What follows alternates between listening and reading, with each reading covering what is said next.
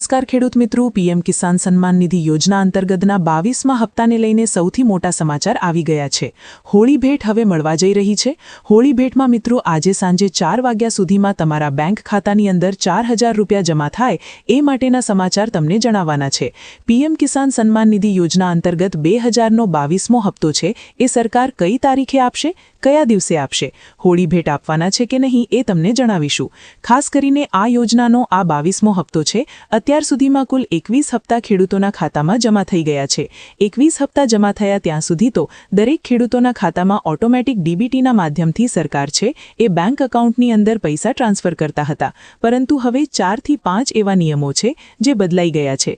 22મા હપ્તામાં એ 5 નિયમો લાગુ પડવાના છે, જેના કારણે તમારો હપ્તો છે એ અટવાઈ શકે છે।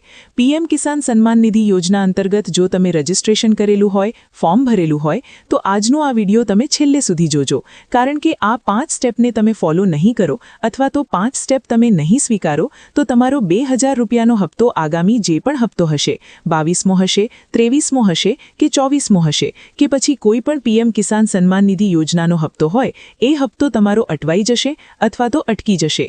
તો આ માટે તમારે શું કરવાનું છે? 22મો હપ્તો તમારે મેળવવો છે, ખેડૂતના ખાતામાં જોઈતો છે તો આજનો આ વિડીયો તમે છેલ્લે સુધી જોજો, કારણ કે મિત્રો તમને દરેક અપડેટ જે પ્રોપર સરકાર યોજના અંતર્ગતની જે સહાયતા અને જે ખાસ કરીને સરકાર દ્વારા આપવામાં આવેલી માહિતી છે એ જ તમને જણાવવાની છે।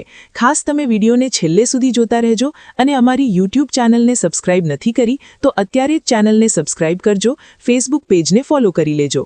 હવે પીએમ કિસાન સન્માન નિધિ યોજના અંતર્ગતના હપ્તા વિશે સૌપ્રથમ તમને જણાવી દઈએ તો હવે મિત્રો 4 માર્ચના રોજ હોળી છે, એટલે કે હોળી ધૂળેટીના પર્વ ઉપર ખેડૂતોના ખાતામાં છે સરકાર જાહેરાત જે પ્રમાણેની ચાલતી હોય એ પ્રકારની સહાયતા છે એ જમા કરતી હોય છે, પરંતુ આ વખતે છે એ થોડુંક મોડું થઈ શકે છે। ઉતાણી પછી એટલે કે હોળી પછી છે ખેડૂતોના ખાતાની અંદર હપ્તો આવી શકે છે। સરકાર દ્વારા હજુ સુધી ઓફિશિયલી તારીખ જાહેર નથી થઈ, પરંતુ અત્યારે સોશિયલ મીડિયા આધારિત જે અહેવાલો મળી રહ્યા છે, જે સમાચારો મળી રહ્યા છે તેના વિશે તમને જાણકારી આપીએ તો પીએમ કિસાન સન્માન નિધિ યોજના અંતર્ગતનો 22મો હપ્તો તમને 4 માર્ચ પછી મળી શકે છે। ફેબ્રુઆરી મહિનામાં પણ મળવાનો હતો, પરંતુ આ વખતે છે એ ફેબ્રુઆરી મહિનામાં નથી મળ્યો। બજેટ 2026નું જે રજૂ થયું, સૌપ્રથમ કેન્દ્ર સરકારનું બજેટ રજૂ થયું, ત્યાર પછી રાજ્ય સરકારનું બજેટ રજૂ થયું। એ બજેટ વચ્ચે ખેડૂતોના ખાતાની અંદર આવવાનો હપ્તો જે હતો એ અટવાઈ ગયો છે। હવે પછી ક્યારે મળશે તેના વિશેની પ્રોપર અપડેટ તમને જણાવીએ। મિત્રો, આપણને જે પ્રોપર 25 ફેબ્રુઆરીના જે સમાચાર મળ્યા છે એ જ તમને જણાવવાના છે। તો પીએમ કિસાન સન્માન નિધિ યોજના હેઠળ પાત્ર ખેડૂતોને દર 4 મહિને 2000 રૂપિયાની આર્થિક સહાય આપવામાં આવે છે। અત્યાર સુધીમાં આ યોજનામાં 21મા હપ્તા છે એ ત્યાં સુધી ખેડૂતોને પૈસા મળી ગયા છે, ત્યાં સુધીના હપ્તા પણ ચૂકવાઈ ગયા છે। હવે દેશભરના કરોડો ખેડૂતો 22મા હપ્તાની આતુરતાથી રાહ જોઈને બેઠા છે। જો કે આ હપ્તો રિલીઝ થાય તે પહેલા એક મોટી અપડેટ સામે આવી છે।